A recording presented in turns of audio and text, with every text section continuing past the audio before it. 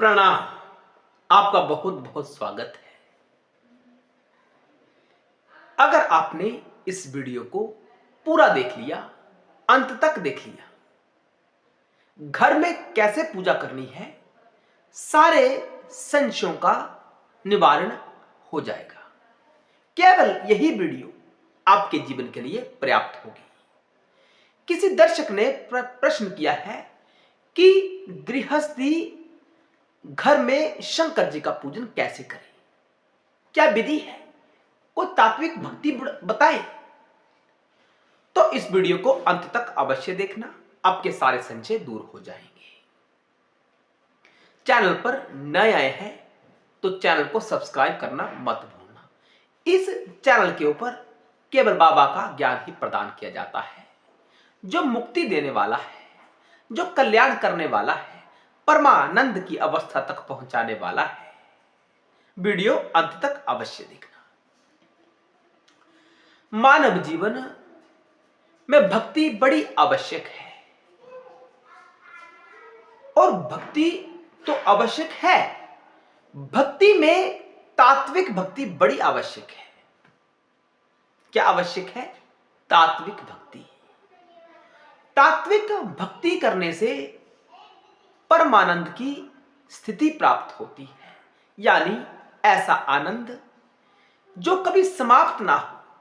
ये जो संसारिक आनंद होते हैं ये क्षणिक होते हैं, भोग को भोगा, आनंद समाप्त। लेकिन जो परमानंद है वह कभी समाप्त नहीं होता। तो तात्विक भक्ति के माध्यम से हमें परमानंद प्राप्त होता है। परमानंद मुक्ति की अवस्था होती है। मुक्ति मनुष्य के जीवन का उद्देश्य है, मुक्ति। तो किसी ने प्रश्न किया कि महाराज, हम गृहस्थी हैं, हम बाबा का पूजन घर में करते हैं, तो कौन सी विधि पर्याप्त रहेगी शिव भाव में स्थित होने के लिए? तो यह वीडियो उसी विषय के ऊपर है, अंत तक अवश्य देखना। शंकर जी की पूजा दो रूप से की जाती है, मूर्ति में और लिंग में। अगर आप मूर्ति पूजन करना चाहते हैं तो बाबा की परिवार की जो मूर्ति है वो अपने घर में स्थापित कर सकते हैं, घर में ला सकते हैं, श्रद्धा भाव से उसकी पूजा आराधना कर सकते हैं। लिंग पूजन यानी निराकार परमात्मा जो सबका मूल है।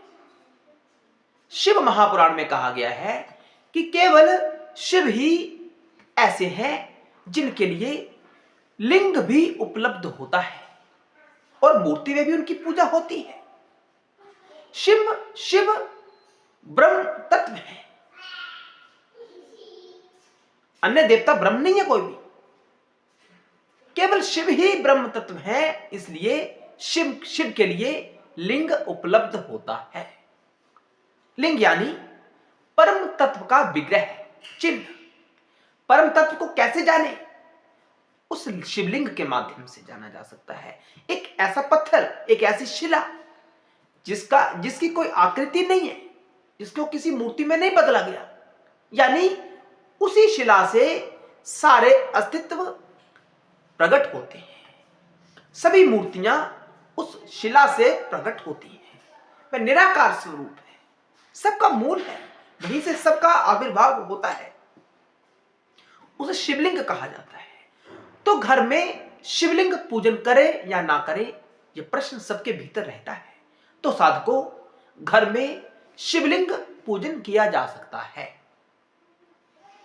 लेकिन शिवलिंग बड़ा नहीं होना चाहिए, छोटा सा शिवलिंग होना चाहिए। नर्मदेश्वर शिवलिंग जो नर्मदा नदी से प्राप्त हुआ, वह शिवलिंग आप घर में ला सकते हैं, उसकी पूजा आराधना कर सकते हैं। उनको कम से कम जल तो अर्पित करें ही करें, प्रतिदिन जल अर्पण करें शंकर जी को। हम आपको वीडियो के अंत में एक सूत्र समझाएंगे, वो बड़े काम का सूत्र है। शिव भक्ति उस सूत्र के बिना अधूरी रहती है। वीडियो अंत तक देखना। आप शंकर जी को फल, पुष्प इत्यादि अर्पित करें या ना करें, ये आपके ऊपर निर्भर करता है, आपके भाव के ऊपर निर्भर करता है। लेकिन शंकर को एक लोटा जल का अवश्य समर्पित करें, सच्चे भाव के साथ, हृदय के साथ, कम से कम एक लोटा जल का। अब भोग इत्यादि भी शंकर जी को अर्पित कर सकते हैं, वो आपकी भावना के ऊपर निर्भर करता है, करे या ना करे तत्व को उसका कोई प्रभाव पड़ने वाला नहीं है। प्रभाव किसको होगा? अगर आप शंकर जी की भक्ति बड़े प्रेम पूर्वक करते हैं तो शंकर को प्रभाव होगा क्या? नहीं, प्रभाव आपके ऊपर होगा, प्रभाव जीव के ऊपर होगा, उसका शिव भाव जागृत होगा। तो नैवेद्य इत्यादि शंकर जी को अर्पित करें या ना करें, ये आपके ऊपर निर्भर है। हम ये नहीं कह रहे कि मत करो, करो, लेकिन सच्चे सुचे भाव से हमें यह कृत्य करना चाहिए।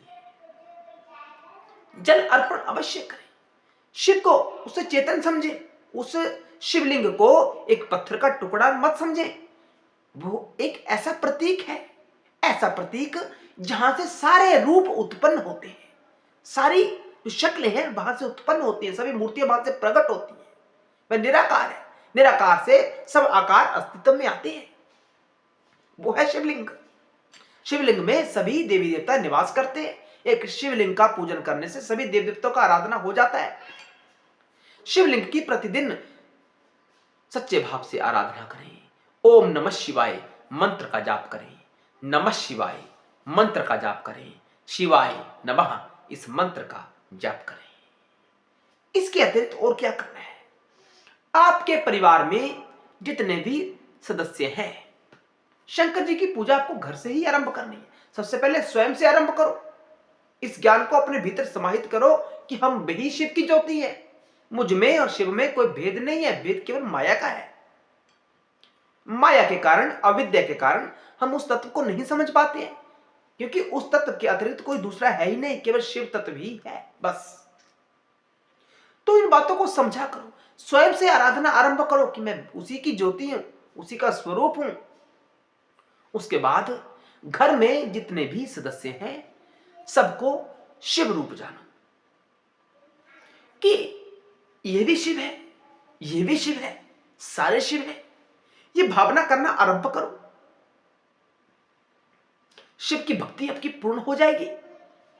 इसी भाव में स्थित होने के लिए सारी आराधनाएं की जाती हैं। तो सूत्र आपको बताया जा रहा है, शिवलिंग आराधना करो, नर्मदेश्वर शिवलिंग की आराधना करो, नमः शिवाय, ओम नमः शिवाय, शिवाय नमः मंत्र का जाप करो, सच्चे सुचे भाव में रहो। शरीर को धोना आवश्यक है, हम ये नहीं कह रहे कि नहाओ मत, शरीर को धोना आवश्यक है, लेकिन शिव भक्ति के लिए केवल शरीर को धोना ही आवश्यक नहीं है। आपका भीतरी भाव जो होना वो स्वच्छ होना चाहिए, सकारात्मक होना चाहिए। जब आप सब परिवारजनों में शंकर जी का स्वरूप देखते हैं तो आपका प्रेम बढ़ता है। काम, क्रोध, मोह, लोभ, अहंकार ये समाप्त होना आरंभ हो जाते हैं। यही जीवन का उद्देश्य है। हम नफरत करेंगे किसी सदस्य से, भाव उठेगा, अरे ये तो शिव है, मेरा शंकर है, तो आपका प्रेम बढ़ जाएगा, नफरत समाप्त हो जाएगा। घर में बंटवारा हो रहा है, कोई वस्तु आपको कम मिल गई, आपके मन में भाव आता है कि मुझे कम क्यों दिया, मुझे ज्यादा मिलना चाहिए था, लेकिन तुरंत आपके भीतर भाव जागृत होता है, अरे ये तो शिव है, मैं भी शिव हूं, मेरे पास यह वस्तु है या उसके पास है, क्या फर्क पड़ता है, थोड़ा बहुत ऊपर नीचे होता रहता है। यह भाव शिवत्व हमें स्थित करता है। तो सबको शिव रूप देखो परिवार में, ये बड़ा महत्वपूर्ण है। इसके बिना शिव भक्ति अधूरी है। सबके साथ प्रेम, सब में उसी शिव की ज्योति के दर्शन करो, जो बड़ा आवश्यक है। तो साधकों, हमें आशा है आपके प्रश्न का उत्तर आपको प्राप्त हो गया होगा कि शिव की भक्ति घर में कैसे करें। हर हर महादेव, जय शिव शंकर, जय भोलेनाथ, बम बम भोले, बम बम लहरी।